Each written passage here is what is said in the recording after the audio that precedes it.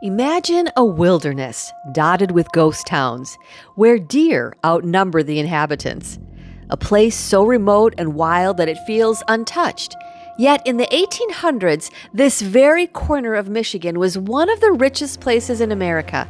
The copper pulled from these rocks was worth more than the California gold rush. And for a time, the Keweenaw was a land of booming mines, crowded towns, and incredible ambition. Today, the ruins still stand, whispering the stories of copper country. Oh my goodness, look at this. Today, we're setting out to uncover those stories for ourselves. In this LoveNesters adventure, we'll explore the ruins, the ghost towns, and the treasures that copper country left behind. Welcome back to LoveNesters. We are in the Upper Peninsula of Michigan exploring the Keweenaw Peninsula. The Keweenaw Peninsula is full of scenic beauty and it's full of history. And to understand the history of this place, you have to understand the history of copper. Thanks for joining us today as we explore all kinds of abandoned places and learn about copper country. A penny for your thoughts? Oh. Copper changed everything here. By the mid-1800s, the Keweenaw was one of the nation's first industrial mining hubs. Thousands of people from across the globe came to work the mines, carving entire communities out of the wilderness. Their copper built America's factories, powered its cities, and strung its telegraph wires from coast to coast. But when the mines closed, the people left, and the towns faded almost overnight. What's left behind is a rugged landscape of crumbling ruins and quiet forests, where history waits to be rediscovered. When you cross the bridge in Houghton, you've officially entered the Keweenaw Peninsula, the heart of copper country. Now, you can find plenty of polished history at places like the Quincy Mine or in the town of Calumet. But today, we are in search of the untamed ruins. I was hoping we'd find one of these today. This giant dredger was used to pull copper right out of the stamp sand, the leftovers from mining that was once tossed aside. Believe it or not, there was a time when more copper came out of this waste than from the mines themselves. So when you come to the Keweenaw, you're like driving through a museum because there's all these old ruins. And who doesn't like to see these old ruins because it really showcases the history. At one point, this area produced 75% of the copper used in the entire world. Those facts just blow me away.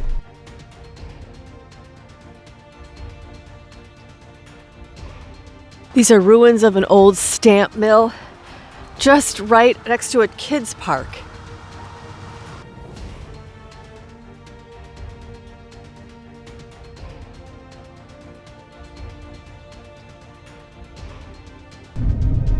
So if you really want to explore the Keweenaw, just know that you're going to go on some back roads that are a bit rough, gravelly, so maybe you don't want to bring the Beamer.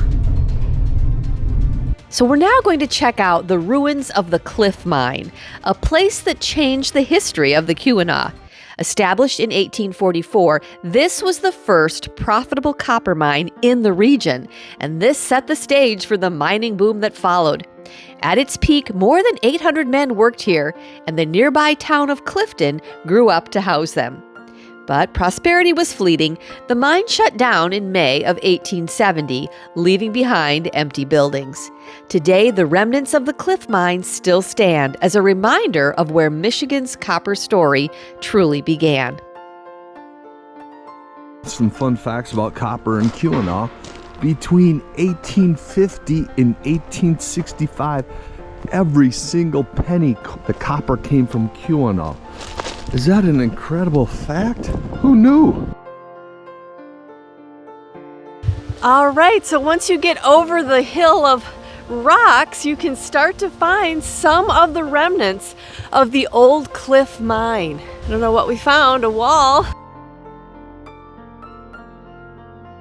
Fun fact, copper actually made more money than the gold rush. So we are exploring an abandoned mine in the Keweenaw, the oldest abandoned. What's the name of this mine? So this is the Cliff Mine. This Cliff Mine is important because it was the first one that was profitable, and this is what started the copper boom here in the Keweenaw. What? Now our understanding is you are allowed to explore as long as you don't do anything to damage the structures or yourself. Oh my goodness, yeah, this is super cool.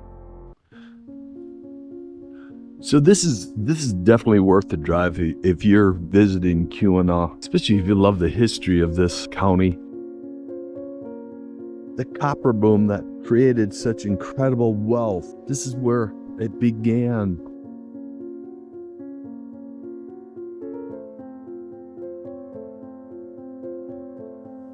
If these walls could talk 170 years ago, this mine started it all. This is why so many immigrants moved to the Keweenaw. Be aware of your surroundings. Here, bear. This is bear country.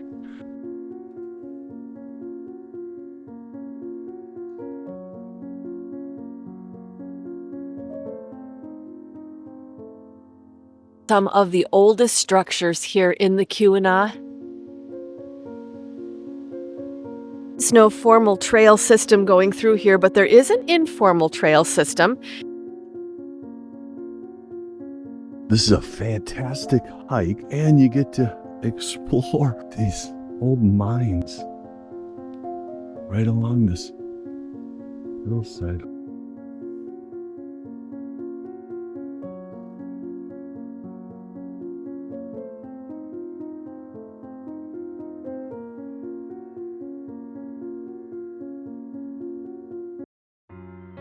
This is actually not visible from the road. And there's no signage.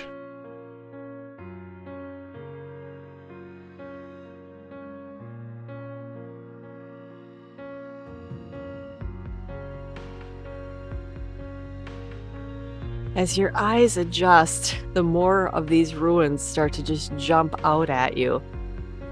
Again, you're doing this at your own risk, so be careful.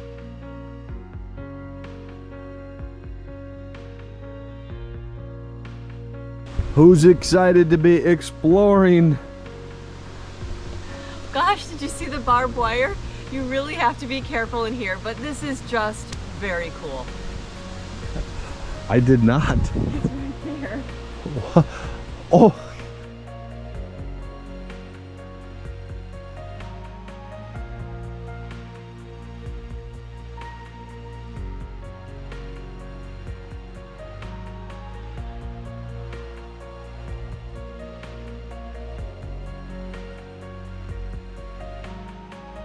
Nothing is marked here. It's a very informal trail system. There's nothing that explains the history of this place.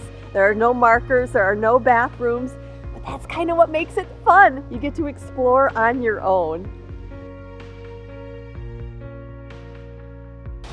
The adventure continues. Good job, good job. You can do it. Woo! Hey, look at no wet feet. So in this area would have been the town of Clifton. It had 750 inhabitants at one time, and now there's really nothing left of it. Some of the research that I did said to look for the apple trees, that apple trees were often planted by the early settlers, and that you can find the remains of the ghost towns. There certainly is some structure that was back in here. You can see the bricks. This is right where the sign says cemetery. So if you have the right equipment, just over this hill is a spectacular view of Lake Superior.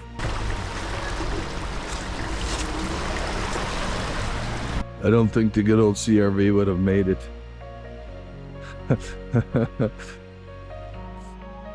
There you go. That's why you buy a Jeep. Tucked away in the tiny community of Phoenix stands one of the most remarkable survivors of Copper Country's past. This church began its life in 1858 in the town of Clifton. For decades, it was the spiritual heart of a bustling mining community until 1899, when it literally was cut in half and hauled by horse and wagon to its current home. The last service here is thought to have been held in 1957. Step inside and you'll find yourself transported back to the days when the copper mines were thriving. Thanks to a lot of restoration work, it feels as though time has stood still. That little girl in the aisle freaked me out, thought it was real.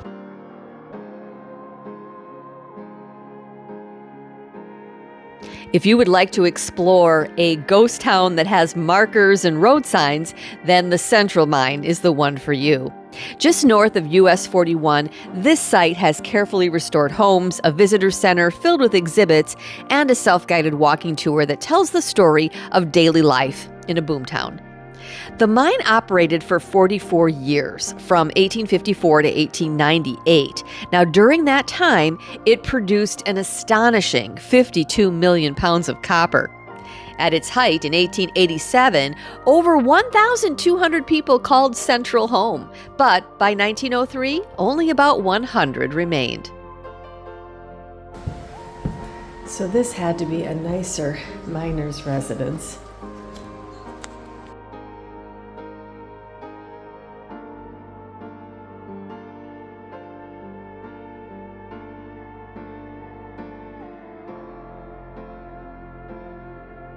This is the Central Mine Road.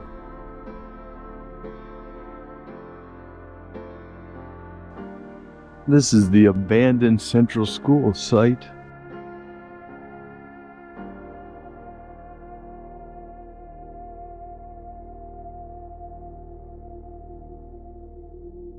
For the school site, I think you're just seeing some old foundations.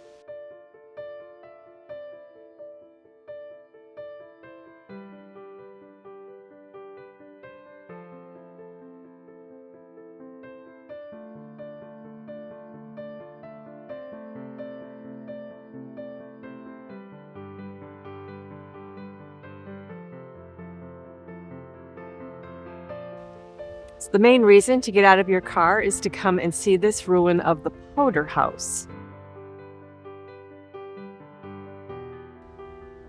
If you're enjoying this video, we'd sure appreciate it if you'd give this video a thumbs up.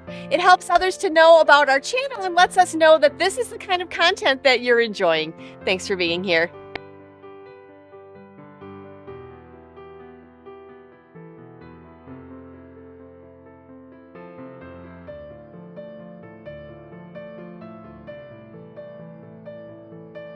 You know, we got some good advice from a friend of mine named Trey. He suggested we get out here and see this while we still can. Some of these places are being bought out and are on private property, and you're not allowed to come and explore. So I would encourage you to come out and do this while they're still standing. One of the unique things at the Central Mine, if you want to experience life like a miner, they do have some cabins that you can rent, and this is one of them. This church comes alive just one day a year, the last Sunday of July. They open it.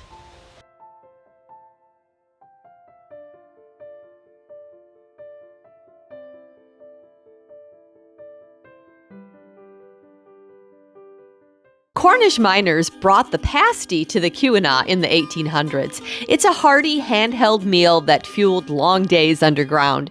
Today, it's become a true Yooper tradition, and honestly, we'll take any excuse we can to eat one. They did 500 pasties yesterday, so they sell them 2 days a week fresh. So it must be good. Oh, it must be fantastic. Wow. We are in Mohawk, which is in the Keweenaw. And so many of our subscribers said you have to go to the Superette to try their pasties. Yes, so we're kind of trying out as many as we can. This looks very traditional. It has the nice crust on it. And then let's open this up. Some people get into like how things are cut. So these seem to be cubed. Some people get excited if they're sliced or ground. These are cubed. For all you cubists. And I will say, it smells fantastic. They gave us some ketchup. Here's a fork. Okay, there you go. Gosh, it smells good. Which normally you wouldn't eat pasties with a fork, but it's really hot. It's got a very flavorful meat in there, which I think makes a difference. I think that makes it very flavorful. Now, I'm a ketchup gal, so I like to have ketchup on mine. Jeff is not. Okay, ketchup. Isn't that flavorful? You are so right. It's like if you get a pork sausage or whatever their meat is in there when it has the right seasoning in it. The meat is fantastic, and if you're a cuber. Yeah, a cubist as well. We should try the crust. So a thumbs up. Yeah, the other thing people care a lot about is the crust. Okay, here's the crust. Lard or no lard? I would bet there's lard in here. This is really good. That's the other big. Yeah, this to me tastes like a very traditional pasty, and it's very good. The copper boom has long since ended. Nowadays, tourism would be considered one of the main industries in the UP. Prospector's Paradise is a huge rock shop housed in an old sawmill. While this is a favorite spot for rock hounds of all ages, we stopped in to see what true copper from the Keweenaw looked like.